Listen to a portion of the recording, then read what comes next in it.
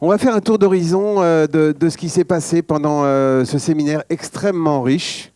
J'espère que vous allez réussir à caser tout ça en 20 minutes, hein, mais voilà, il y a eu beaucoup de choses qui se sont passées. On va parler aussi un peu de fidélisation aussi quand même, parce que ça, c'est important. Donc, allez, accueil du public adulte, c'est parti. Bah, oui, vous entendez?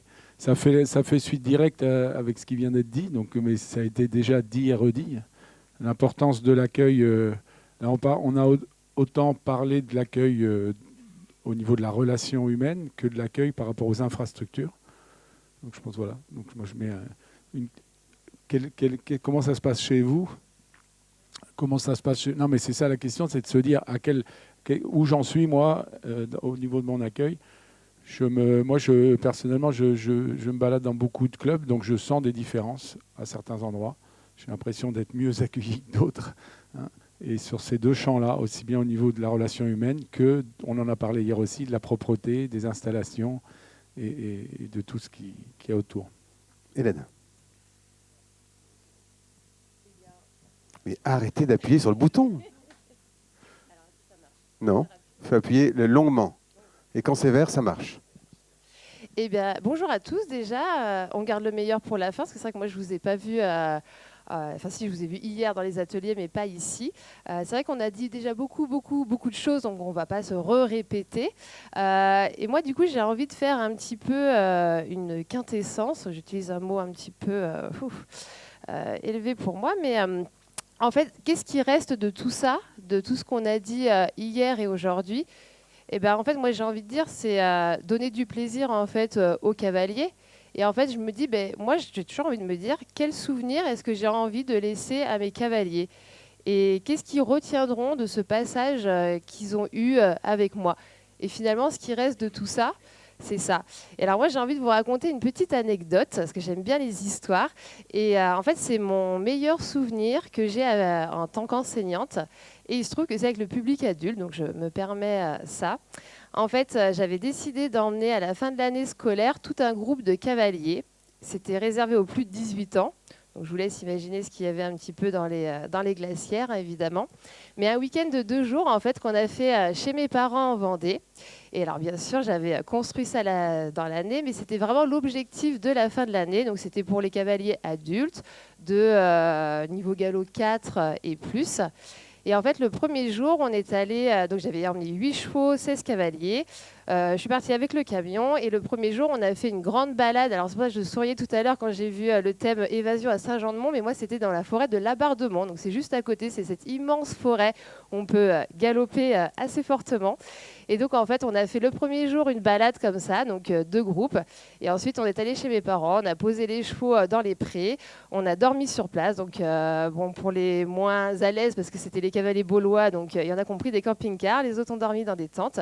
Et puis le soir, on a fait des pizzas. Chacun avait ramené de quoi mettre dans les pizzas. Mon père a un four à pizza, donc on a fait des pizzas dedans. Ensuite, on a fait un petit feu de camp avec des chamallows, un petit peu de musique, ce qu'il y avait dans les glacières aussi. Et puis ensuite, le lendemain matin, petit déj. Et puis on avait fait ensuite un petit derby cross. Et clairement, c'est le meilleur souvenir que j'ai en tant qu'enseignante. Et c'est aussi le meilleur souvenir de ces cavaliers-là. Et en fait, c'était l'objectif de fin d'année. Et je pense que ce qui est important aussi, c'est que les cavaliers, on doit leur donner du plaisir, mais il faut aussi les challenger un petit peu. C'est ça qui va les accrocher dans toute l'année. Et ça, c'était vraiment l'objectif de fin d'année. Donc, j'avais prévu des objectifs intermédiaires dans l'année. Donc, je les avais emmenés plusieurs fois dans la forêt de la Baule avec un galop un petit peu soutenu pour que quand même ils s'habituent à sortir de la carrière. On avait fait aussi quelques séances de cross. C'était les cours du vendredi soir, donc pour l'entraînement apéro, ça allait, ils étaient bien, ils étaient prêts, il n'y avait pas de souci. Mais c'est vrai qu'ils avaient hyper hâte de faire ce week-end-là, et c'était vraiment juste génial, quoi. Tu les as gardés?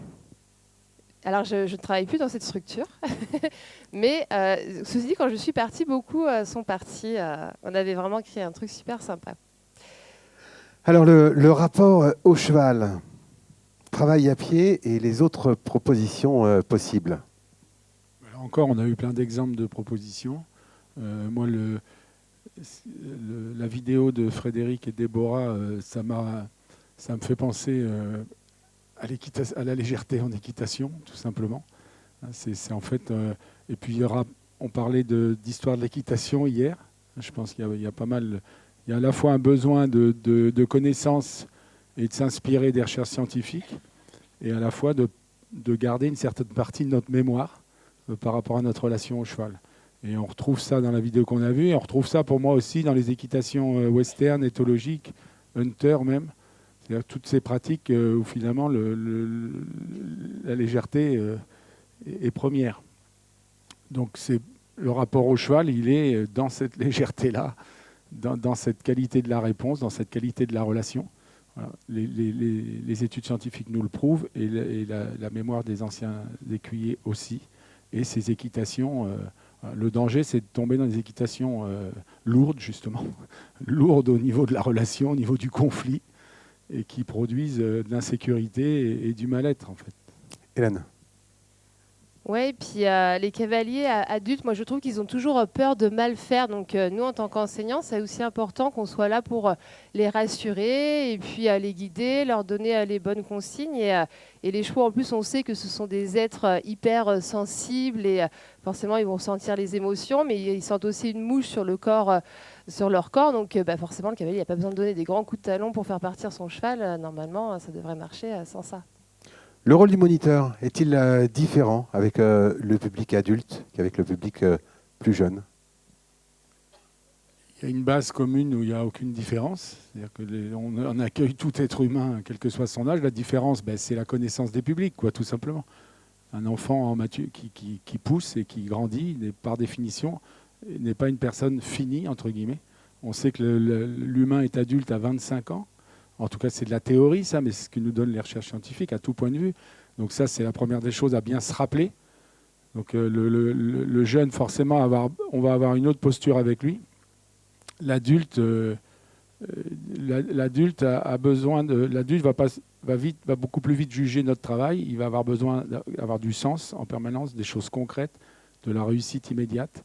Et il va avoir besoin aussi quelquefois, souvent même, de comprendre avant de réussir. Ce qui est un peu différent chez l'enfant, c'est que souvent l'inverse. L'enfant a besoin de réussir avant de comprendre. Alors, c'est pas de moi, c'est de Piaget, hein, c'est pour ceux qui connaissent. Et l'adulte, voilà, donc c'est un peu de la caricature, mais pour moi, c'est des différences. Oui, je pense que l'adulte, il a plus envie d'intellectualiser sa pratique. Donc c'est vrai que moi, j'insiste beaucoup, je vous en ai parlé un petit peu hier dans les ateliers, mais sur le feedback, après le passage sur un exercice, échanger avec le cavalier, qu'est-ce que tu as trouvé de bien dans ton passage, qu'est-ce que tu pourrais améliorer, et qu'est-ce que tu as apprécié dans le comportement de ton cheval ou dans ton propre comportement. Et moi, j'appelle ça un peu les slow séances, la slow équitation. C'est vrai que les enfants et les ados, ils sont plus dans l'action, alors que l'adulte, il a vraiment envie de comprendre pourquoi est-ce qu'il faut faire les choses, comment est-ce qu'il faut faire les choses. Et c'est vrai que oui, on peut faire de l'équitation, faire des escape games et tout, mais il y a aussi les adultes qui ont envie de comprendre comment est-ce que ça fonctionne un cheval, comment ne pas lui faire mal, comment ne pas se faire mal soi-même. Donc voilà, le public adulte, c'est vraiment faire attention à la sécurité. Eux, ils ont une conscience accrue de ça, ils n'ont vraiment pas envie de se faire mal. Parce qu'ils ont peut-être eu des expériences passées ou parce que y a la famille, le boulot, donc faut quand même pas rigoler avec ça. Le plaisir, et puis même s'ils vous disent qu'ils viennent juste pour le plaisir, ils ont quand même envie de se challenger, ils ont un petit peu d'ego, donc il faut leur proposer de la matière, il faut leur donner à manger à ces adultes. Petite opposition hier entre notre psychothérapeute et notre sociologue. Le sociologue voulait écarter les émotions et notre psychothérapeute voulait remettre les émotions au centre. Donc, comme il y a marqué là, le rapport au risque, le rapport à l'erreur. Je pense, à les écouter vraiment, je pense qu'il n'y avait pas d'opposition. Il y a juste des différences de point de vue, mais voilà, ça a pu être compris comme ça. Non, elles sont au centre.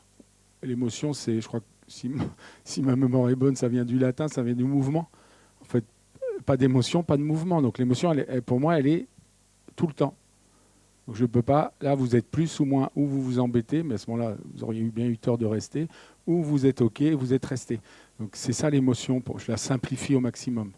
Donc elle est présente tout le temps. Je lis sur le rapport au risque, je vais laisser Hélène s'exprimer sur l'émotion, parce que je reviendrai sur le corps de l'adulte. L'émotion n'est pas loin non plus, parce que corps et esprit ne sont jamais dissociés.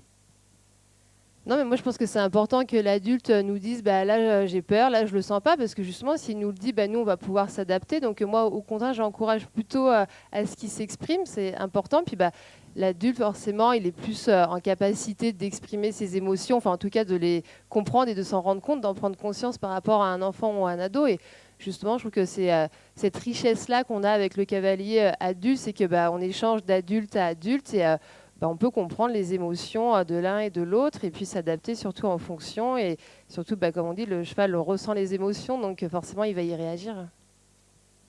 Le corps? Ouais, la remarque sur le corps petit, c'est le corps de l'adulte, là aussi, c'est une spécificité. Surtout le corps de l'adulte débutant, forcément, il est moins souple, moins équilibré, et ça ne s'arrange pas en vieillissant. Voilà. Donc pour moi, il y a une vraie réflexion à avoir sur comment j'adapte ma pédagogie, ma pratique équestre.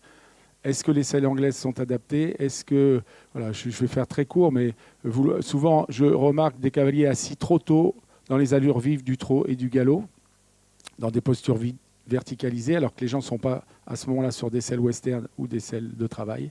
Donc je me questionne. Donc il y a une inspiration vraiment de l'équilibre qui nous a été donnée par deux grands maîtres, Georges Maurice d'un côté et Jean Dorgex de l'autre, pour citer que deux personnes, sur la nécessité d'équilibrer les gens sur les étriers, sur les selles anglaises, de passer par le debout, de passer d'abord par l'équilibre du trot enlevé et l'équilibre au galop, même assis sur des postures. Et Véronique nous en a fait une démonstration hier sur un corps décontracté, équilibré.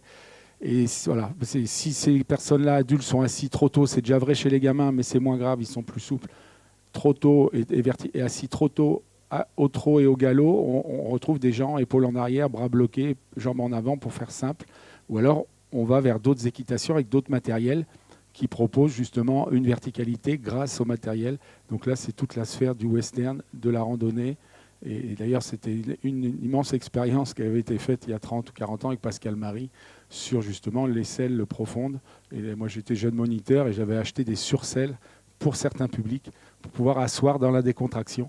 La selle anglaise n'était pas adaptée à certains publics. Elle n'est pas adaptée si la personne n'est pas musculairement prête à organiser son corps pour s'équilibrer au-dessus de ses pieds. Donc il faut lui proposer une autre selle.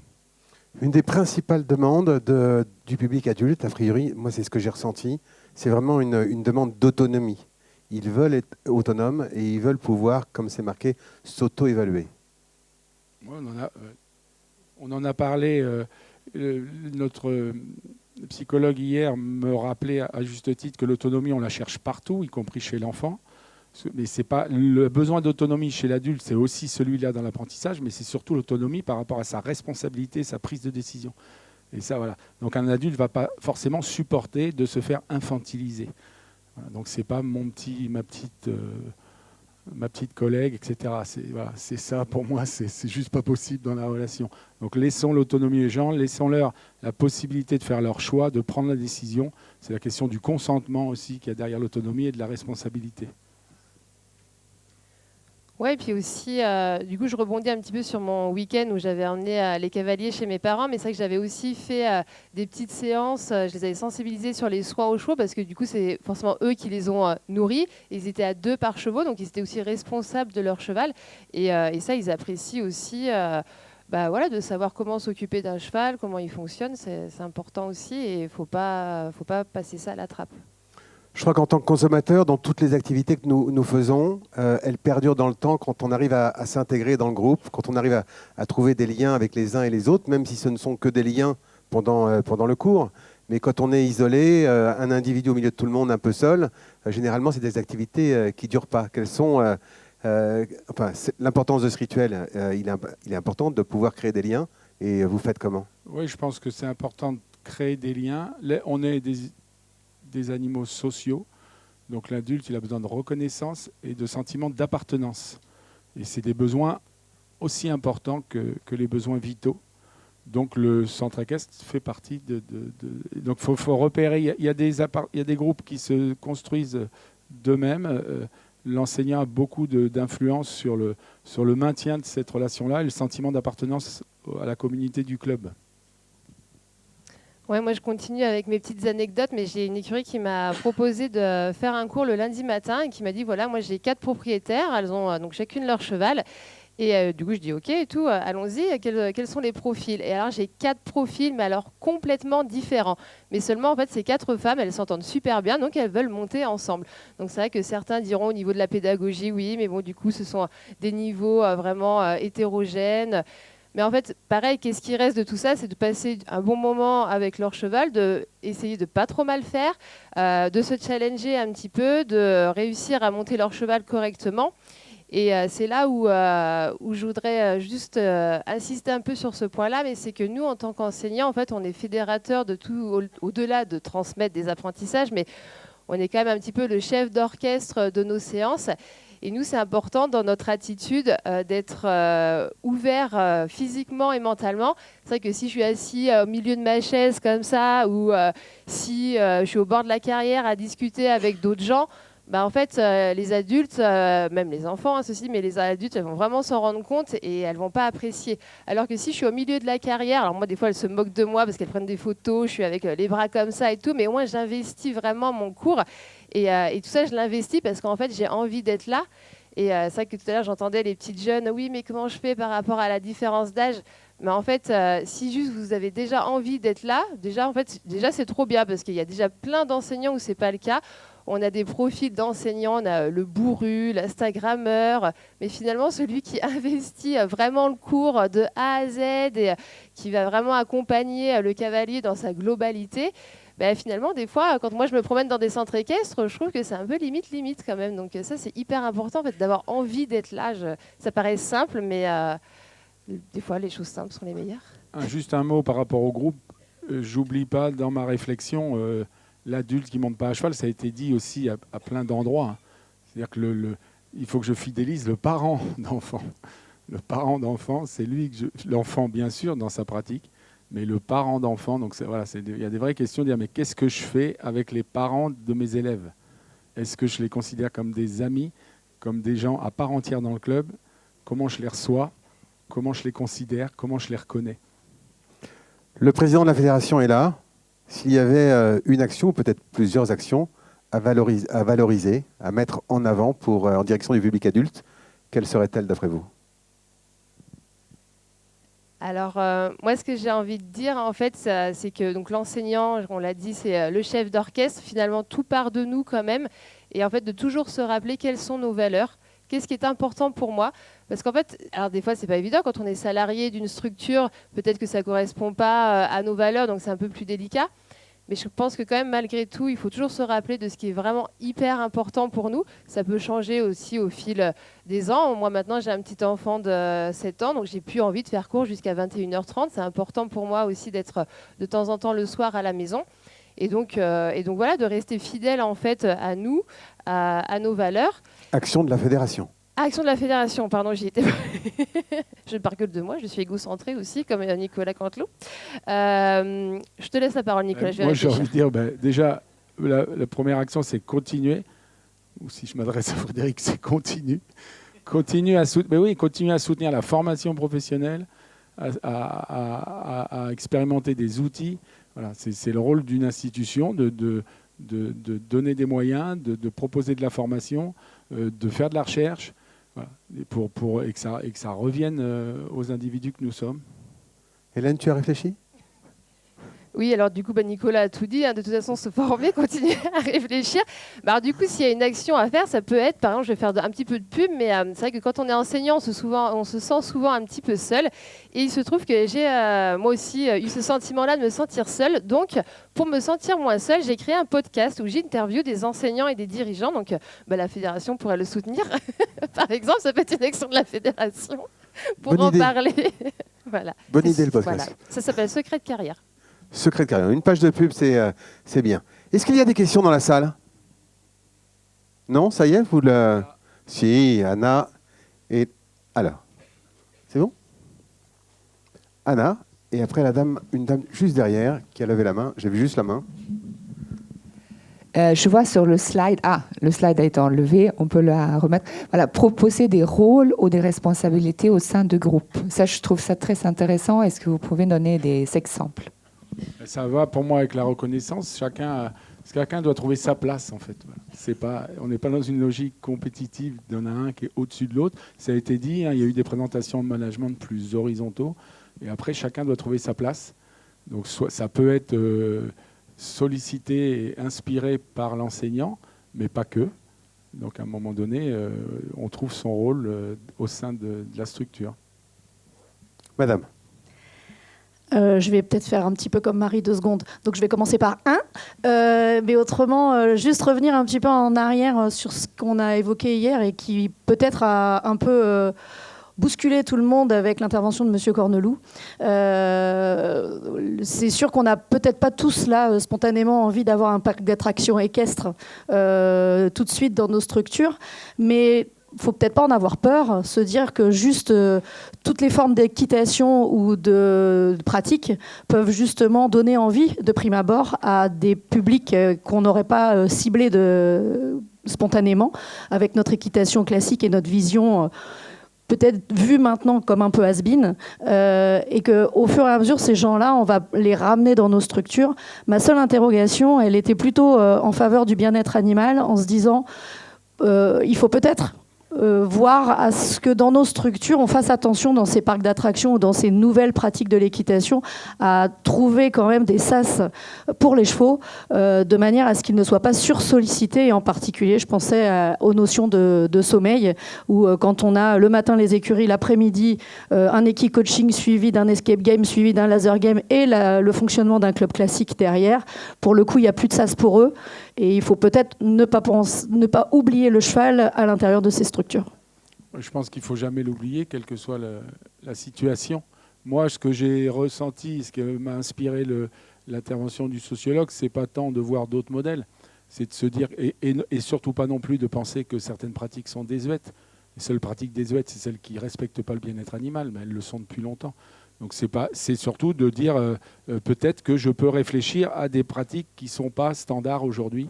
Donc aller vers de la diversification, aller vers des choses plus... Et oser surtout être créatif.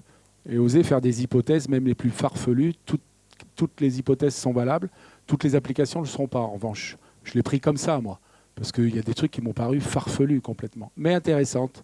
Parce que même, voilà, et souvent on se prive intellectuellement parce qu'on n'ose pas dire tout ce qui nous passe par la tête justement en matière de créativité. Osons tout dire, tout penser, ne faisons pas tout en revanche par rapport à la faisabilité. Autre question ? Ici.